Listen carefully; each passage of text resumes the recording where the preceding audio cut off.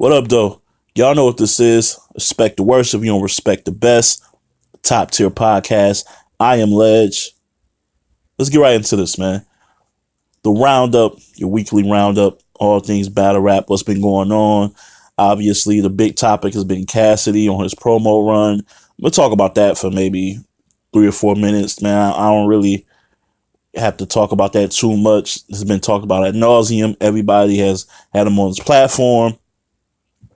He's doing like your industry run if you had an album coming out, which is dope. I don't see what's the big deal. He's ruffling a couple of feathers, took shots at Hitman, Surf a little bit, but primarily the focus has been on Goods. Goods has been laying low, quiet, strategic. I feel as though what Cassie has been saying has brung in casual fans. I'm going to be real with you. I'm going to just keep it real.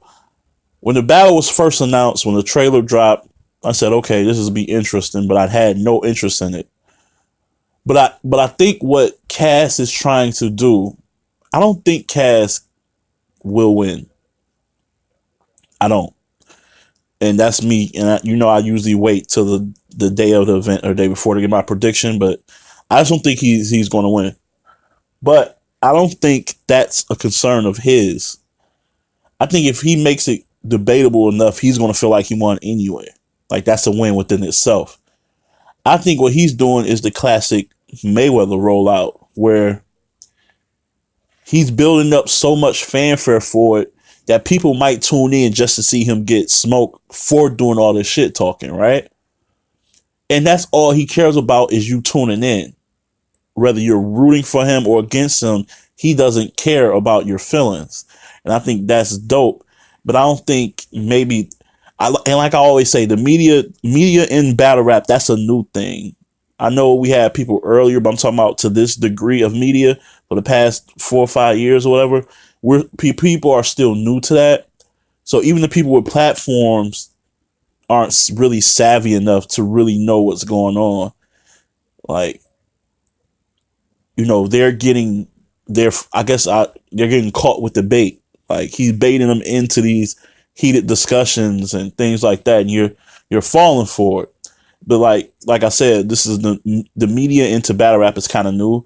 So like if you were into sports, whether it be football, basketball, baseball, boxing, this wouldn't be new to you at all. Promo runs like this happen all the time, especially in boxing with Mayweather, Adrian Broner, you can name it. Oscar De La Hoya, like. They all had this cocky, arrogant promo run where they're talking mad stuff. But you know what happens? The fight happens. They duke it out. They shake hands. And you realize it was all just to build up momentum for the fight anyway. I don't know if the media members are aware of that. I don't know if even battlers are aware of that. But it's not that serious, people. Just have fun with it. He's the villain in this. He's the A side. You got your A side. He's the main attraction. Like Goods is dope. He's been in the culture longer, or more active longer. But he's the B side. Goods is the B side. Cass is the A side. So as the A side, of course the attention and the focus is going to be on you, and you have to relish in that moment. And I think that's what Cass is doing. Also, just to remind people that he has plans on returning. So you guys need to really keep that in mind when you look at what he's doing again in the game right now. He will be back.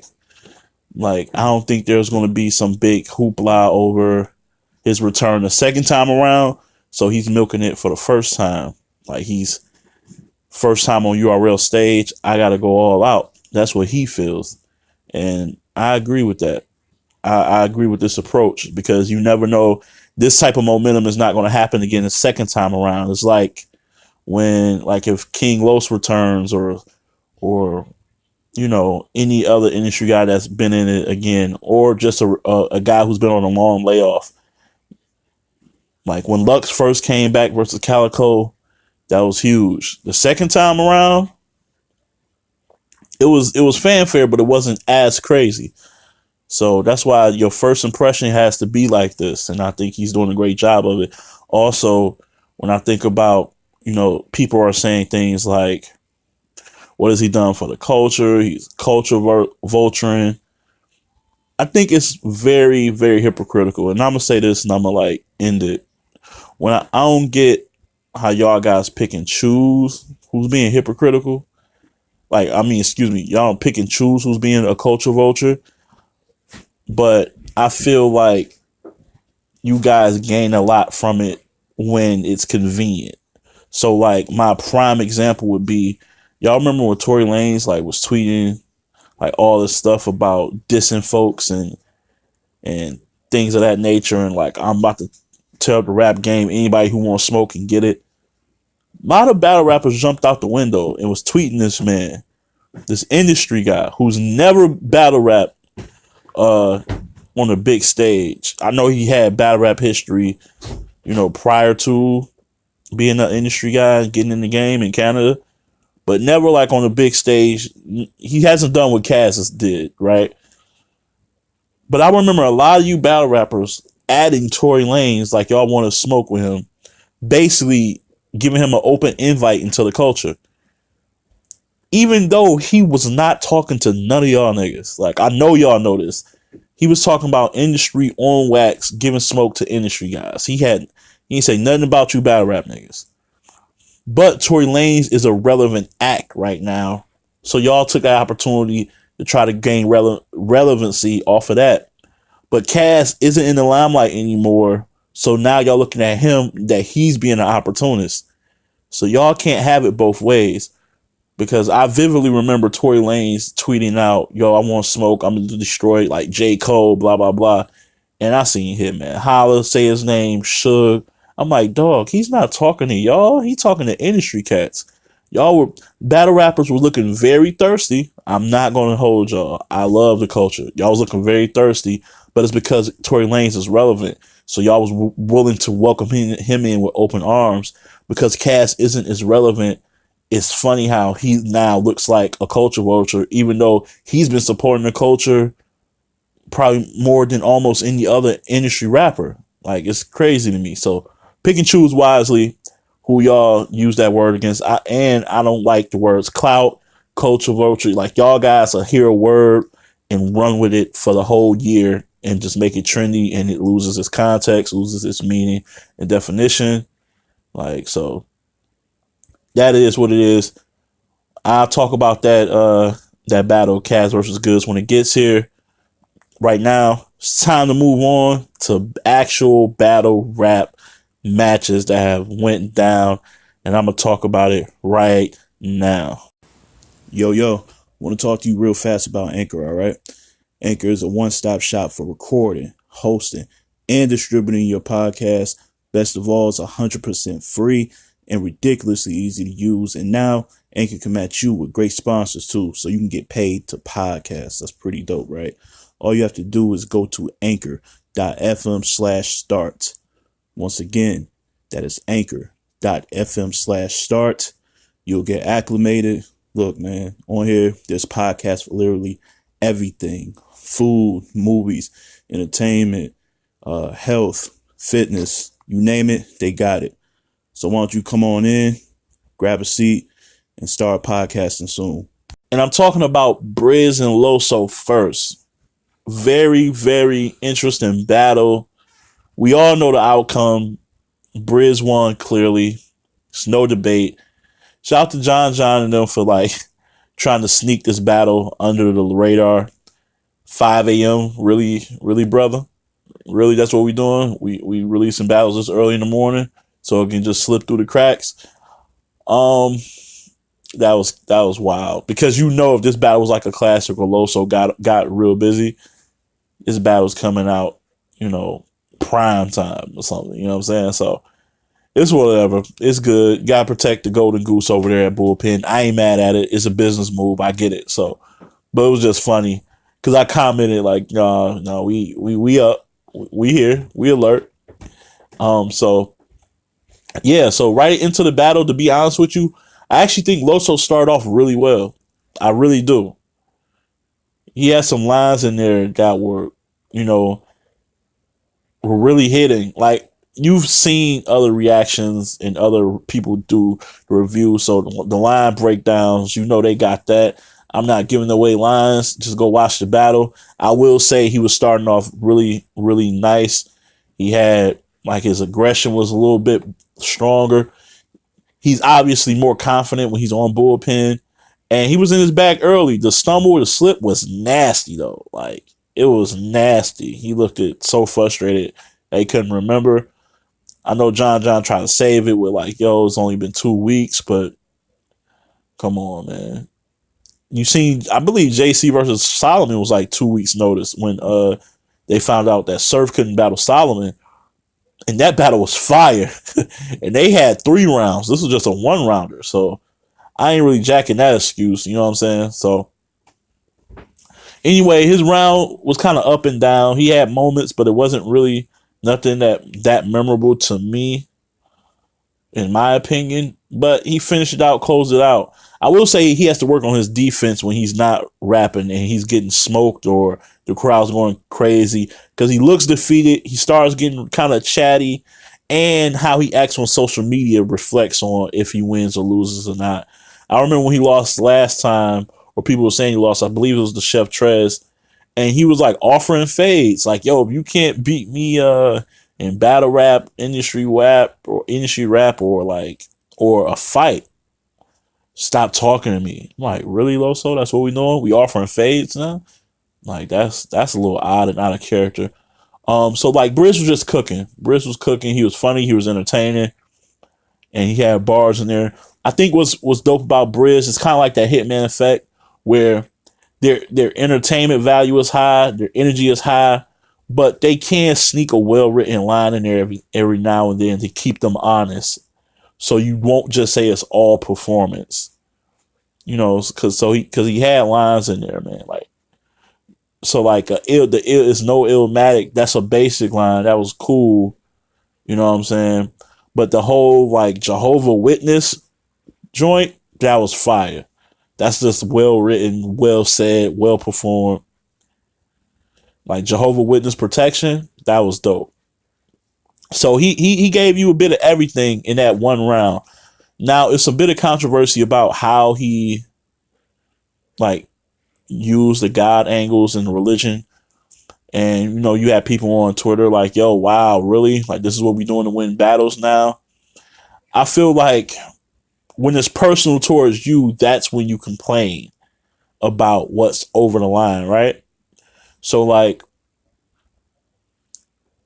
is this more egregious than Jack Boy bringing up Kanye West's mother? Is Kanye West's mother being brought up more offensive and egregious than the Kanika Jenkins bar that T-Top used? Like, because I feel like if you're going to be the moral police, you have to be not okay with all 3 of them, right? Or you just have to let it fly. Like, it's battle rap. I'm not okay with it, but I understand it. I'm more along the lines of that. Like, I wouldn't personally say none of the 3 lines. Like, I'm not touching on like dead people in real life, and I'm not talking about like people's religion. It's definitely not God, right? That's me personally. But I'm not about to judge other people for doing it when I've listened to battle rap my whole life, and I'm pretty sure I reacted subconsciously to things that were inappropriate before. So now I have to consistently be that way. Now you have to keep that same energy. Like, only because then if you're saying it's personal to you, then you're being biased. Like, now we can't take your opinion seriously when you judge a battle. You get what I'm saying? Like, oh, I feel personally strong about this, so I'm not okay with this. Oh, you bringing up somebody who died that I don't know about, that's cool. Like, when does it end? So with the religion thing, I also know that Loso and these guys watched battle rap ad nauseum, to the 10th degree before they got into the game. They knew this was a risk. Me personally, if anything was that sacred to me, I wouldn't I wouldn't leave that a vulnerable, like, now you're vulnerable. I wouldn't leave that even open to be attacked if it felt that personal to me. It's like with Goods and his daughter. He got in his contract. We not going there. Maybe they should. Maybe they should do that. Maybe they should implement that. I mean, I don't think it'll go down, but maybe. But I feel like it's all fair game. It's the ugly side of battle rap. But again, you gotta keep that same energy for everything if we talk about morals and respect. And if you're not willing to do that, then you can't really harp on this. You can just wince at the comments and the remarks. Excuse me, like I did. I was like, oh, that was too far. But I didn't like go crazy over it, saying like, let's ban Briz or he's like, the Antichrist or anything like that. So, I mean, check out the Battle for Briz performance nonetheless. He was in rare form, and Loso will bounce back from this, and we'll keep it moving. Now I want to talk about a 2-on-2 on Black Ice Cartel. NWX, DNA, and K-Shine versus the Splash Brothers, Actual Brothers, Killer B, and Showstopper. Man, this was a goodie from beginning to the end, in my opinion. I've seen mixed reviews on it. Some people had DNA and K-Shine, NWX winning 2-1. Some even said 3-0, which is crazy to me because I believe they even gave these guys the third round. So that's crazy. I got it. Splash Brothers 2-1. I gave them the second round and the third round. And the first round to me isn't up for debate. I feel like NWX came and laid a foot on the brothers' neck. I feel like NWX came out the box. I feel like the Splash Bros came out the box out the gate a little slow. And they didn't really start cooking maybe to about like a minute and a half into their round. If I'm doing the timing thing, I feel like the punches that NWX were using in the first round were like trying to seriously get them out of there early.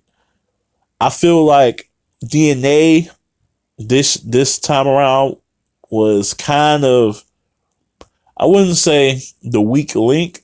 I mean, but it's because there's only two of them. But I would say he could have did a little bit more, and they could have easily took this battle. K-Shine stood out a lot.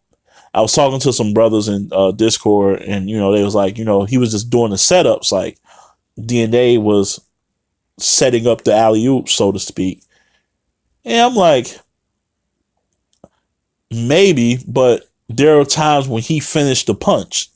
So when you're the puncher, when you're the end of the line, you're the on the receiving end of the alley-oop. So if you're not delivering on the punch, then that's it. There is no, oh, I'm the assist guy because I'm doing the build up for you to do the punch. It was an exchange, a lot. Also in the second round, he kind of telegraphed that he was going to do rebuttals. Like, oh, I'm going to rebuttal this. I'm about to rebuttal this. And when you do that, it's like when somebody is getting like beat in the first round or something, or in the round, they be talking in the middle of a dude's round, be like, watch what I'm going to do this round. Watch this. Like, now you're setting it up. You're hyping it up. You're propping it up for something amazing to happen. And so when it doesn't, it's kind of your fault because you elevated it to that status. And I feel like with DNA, he was like, oh, I'm about to rebuttal this, all this. And the rebuttals was kind of cool, kind of flat. And then now you got to transition from flat rebuttals to your round. Now in the second round, make no mistake, they were good in that round. It wasn't like a bad round. It was just the rebuttals slowed the momentum down from what they did in the first. And then to me, it took them a minute to get back in that groove. And I feel like the Splash Bros second round was dope, damn near from beginning to end. And when I judge these 2-on-2s, for me, you both have to get busy. Like there was a point where Showstopper like got off and was saying something like, I don't want to give away bars, you know me, but it was something about DNA.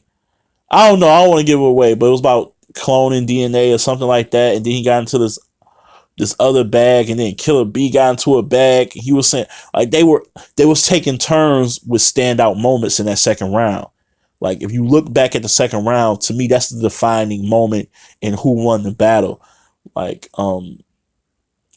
they also kind of got not personal, but they had this angle like we was doing this 2-on-2 stuff first. Like, you guys are the New York Splash Bros. You know what I'm saying? Like y'all basically us just on a bigger platform.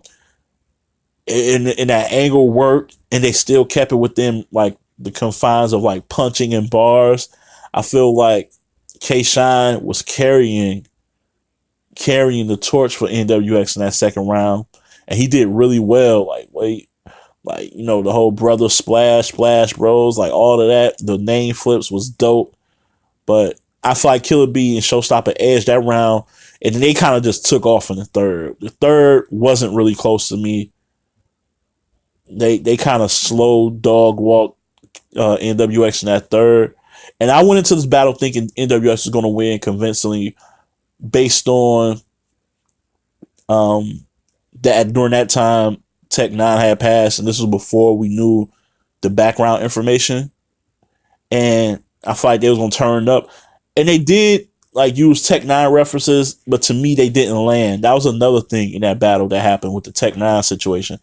Like they were like using some of his like references and things like that, and they just didn't hit for me personally.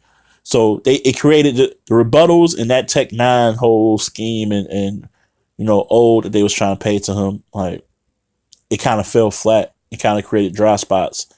So that's my take on it. Really good battle. Black Ice Cartel has been doing nothing but putting out quality content, quality battles since the beginning of this year. I don't know why other platforms aren't talking about them. But as long as they keep putting out this type of quality content, it's gonna be on my shit. That's a fact. So shout out to them. Once again, Splash Bros versus NWX. Check it out. One of the better 2-on-2s you'll see. And hopefully we see more of that, man. And salute to Black Ice Cartel. They keep it consistent. They keep putting in the work. Then there was Gates of the Garden. They just released a battle, 3-way battle with one of their own, RI 28 grams versus Prep versus Jack Boy Maine. This was a goodie. Man. Please check it out. Gates of the Garden. They're also putting out quality content. It was a really good battle. Prep went first, cooking out of the gate. Something about grams, Jack getting it. I ain't gonna do it. I don't give away bars. It was crazy.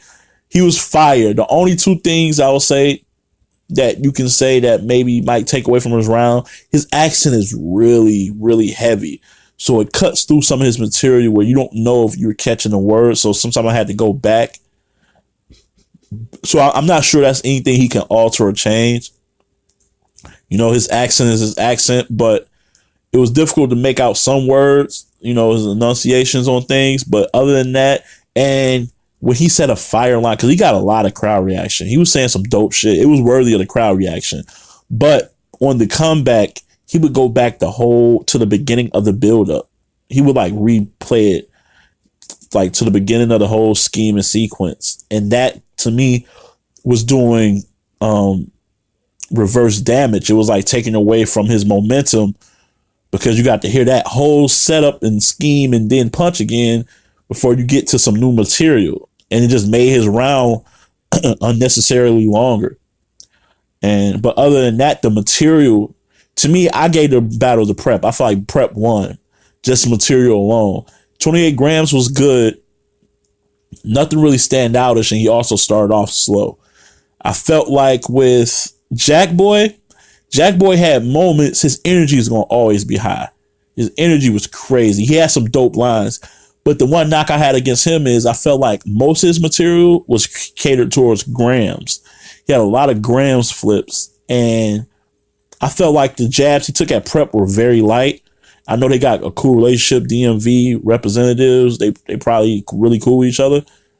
But when Prep was cooking, it was equal opportunity. He wasn't being, he didn't discriminate. He gave both of them work, right? So That's why I gave the battle to Prep, but the battle is fire. Gates of the Garden, salute. You guys are doing a really good job over there. And that's really it, man. Those 3 battles, again, Briz versus Loso is out.